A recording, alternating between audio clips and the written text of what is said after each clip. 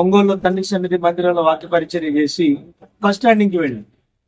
Bus stand లో విస్తారమైన జనం ఉన్నారు, బస్సులన్నీ ఫుల్ అయిపోయాయి. మేము ఎక్కడానికి కూడా మాకు అనుకూలత దారి ఇవ్వట్లేదు.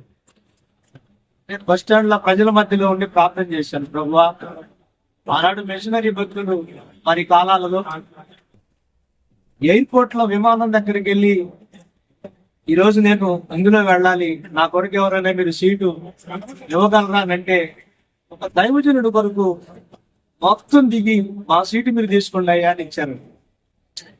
అలాంటి అనుభవాలు నా జీవితంలో కూడా ప్రభువా నువ్వు చూపించగలవా అని నేను ఆ జనంలో ఉండి మనసులో జస్ట్ ప్రార్థన చేసుకున్నాను అంతే.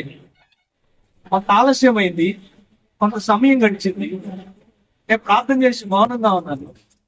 దేవుని మహాకృప, కొన్ని నెలల క్రితం పరిచయమైన మంచి ఆత్మీయుడిని దేవుడు మా కొరకు సిద్ధపరిచింది. ఊహించలేదు. బస్ కోసం ఎదురు చూస్తా ఉన్నాం, ఆలస్యం అనుకుంటున్నాం, ఎప్పటికి వెళ్ళాలో మా ప్రయాణం అనుకుంటున్నాం. కానీ దేవుడు మాకు పరిచయం మంచి సన్నిహితుడిని, ఇదిగో సహోదరుడు పేరు కిషోర్, దేవుడు మా కొరకు సిద్ధపరిచింది. ఇలాగ మీ అందరి జీవితాల్లో కూడా కొన్నిసార్లు కార్యం ఆలస్యం అయిందని బాధపడతారు. లేదు లేదు, ఆలస్యం వెనుక ఒక అద్భుతాన్ని దేవుడు చేస్తాడు. ఆమేన్ ఆమేన్.